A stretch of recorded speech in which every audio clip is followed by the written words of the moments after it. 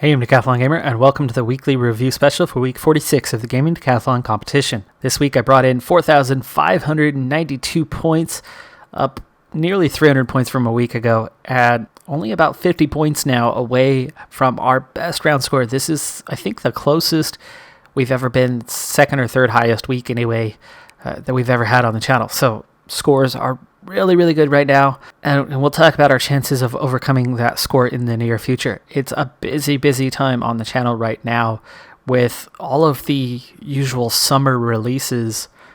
Most of those were delayed this year. Some came out early fall. Many are finally coming out now, as in a lot of games are coming out right now. A lot of games that I've had planned for many months to appear on the channel, and suddenly everything is coming out right now. So I'm very busy this week. We'll catch up on that in a moment.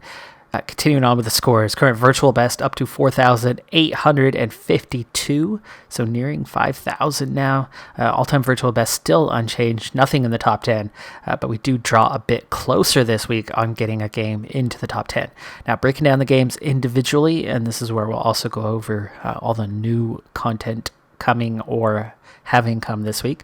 First up, PCM 20 in the career mode, 360 points as we wrapped up our first season back down in Continental Pro after spending a season in World Tour and being unable to afford our riders.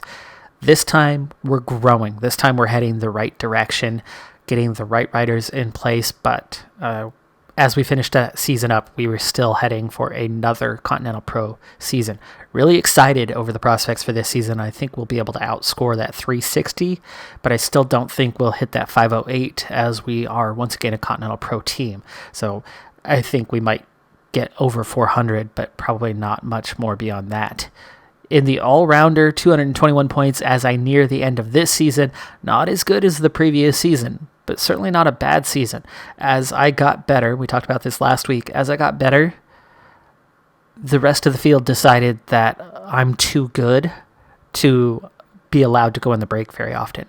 And so I'm not getting those, I'm not stealing wins the way I was previously. I'm having to earn everything on merit this season, and that's why the score is significantly lower. Next week, we'll be wrapping the current season up, and like I said, we'll be nowhere near that 318. We're already into October, actually, so there's only a couple weeks to go in the season. Points won't go up by another 10-15 at most. Hammer Tink, score actually went down this week from 315 to 300. Still a new game to the channel. Cut back from 3 episodes a week to now 2 episodes a week, but for now I'm going to keep it going. I'm enjoying the game. I don't know how much longer it's going to last, but for now we continue on. The bulk of that score is based on the war score, the side that we are supporting in the war, and they actually lost one battle, and that cost me 50 points. Otherwise, I'm going in the right direction. I added a 4th dwarf. I've made another upgrade, so we're making progress, but the war is the major part of the score, and that was something that went backwards a little bit, hence the score coming down. Otherwise, we picked up 35 points. So we need a good week when it comes to the war. If I can make some gains there, then that score could come up significantly. Viking Way, that score did come up significantly, 494 points now after 290 a week ago. I've added a settlement. That was 50 points, but the bulk of the points in this one came from improving the garrisons. 2 new settlements, both of them with improved garrisons and the troops in my possession in the fleet. So between those 3, that increased number, that brought us up by about 150 points. Or most of the 150 points anyway. Now, this week I also started 2 new series, but one ended up being a one and done. So I'll get that one out of the way first. Assassin's Creed Valhalla. Super excited. It's an absolutely gorgeous, breathtakingly gorgeous game. And I think my interpretation is, due to the release of the next-gen consoles this week, Ubisoft was forced into releasing that game on a specific day, as in forced to release it this week. The game was not ready to be released. Content-wise, it's all there. I have not played a game that buggy. I mean, the Viking Way is a game that's got a fair amount of bugs. Hammerting has a couple of bugs. PCM has some bugs. I do play games that have bugs. It's not anything new. I'm not opposed to games that have some bugs. I haven't played a game that buggy in 10 years or more. It was insanely bad, insanely broken, just beyond the hell no, I'm done with this point. Maybe I'll pick it up in a year. But as a small YouTube channel, for me, AAA titles are really, really hard to have success in. I've had one AAA title, Steel Division 2, and that's not even full AAA title, is it? It's more like a AA title. That has gone successfully on the channel and really created a boost. I do more niche games, and that's largely down to the YouTube algorithm and the way it works. If a large channel posts content on a game, if there's only one, I've got a chance of picking up scraps. If there's 2 or 3 or more large channels with 100,000 plus subscribers that do a game, the algorithm ignores me entirely, and all of the recommended viewership, blah blah blah, 100% of that will go to those larger channels. That's how YouTube works. It is very much a system that favors those that have already made it and keeps down small channels. There's a reason why it takes years to get a channel from the ground up, especially when there's no income until you get to a certain size, and then it's still very, very small.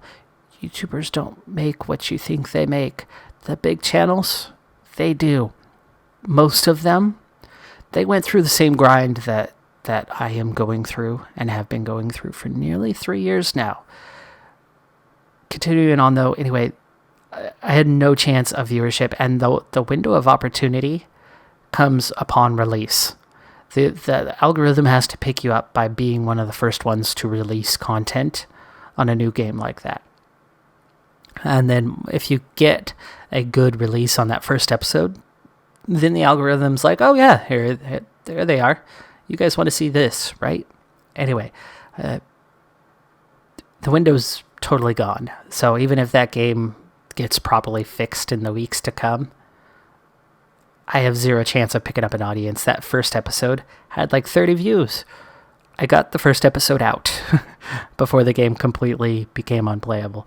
But that was it. I didn't receive a copy. Ubisoft is a big company. It's AAA. I paid for it myself, just like everybody else. Was really looking forward to playing it, but I won't be. I submitted for a refund. Second new series this week was PCM 20. I've added a third series for PCM 20 as it is the fan favorite. It is the bulk of my audience. It's another career mode using the Women's Tour mod, which was really cool because Pes Optimist, the creator of the mod, they reached out to me. I did a series on that in PCM 19 shortly before the release of PCM 20. I would have kept it going. I really enjoyed it. It was still very early in that series, but PCM 20 came out, so I started these two series that I've had active for a while, and that was that. But they reached out to me and said that they had watched the series, they had liked the series, they enjoyed it, and they had done some specific work to the mod, specifically for me, which was really cool. And so I went ahead and started another series this week with that women's tour, with that additional content that they worked on, and really excited to get that one underway. So now I have 3 series. That'll appear on the score charts next week. That's going to affect my attempt at beating the best round score as the bottom one, the old one on the list right now, Total War Troy. That's going to go away. It's only 138 points, though. But that women's tour, it's going to take a while before I score substantial points there. So I do expect to lose 120 to 130 points. And I've got to try to make that up somewhere else. Hammer Ting, I could easily make up 100 points next week. All-rounder, that score is going to go slightly higher. But the career mode, those 360 points, gone. They're back off the table. I'm going to be back down somewhere around 40, 50, 60 points. So that's 400 points that I've got to find somewhere. So I don't think I'm going to beat that best round score next week.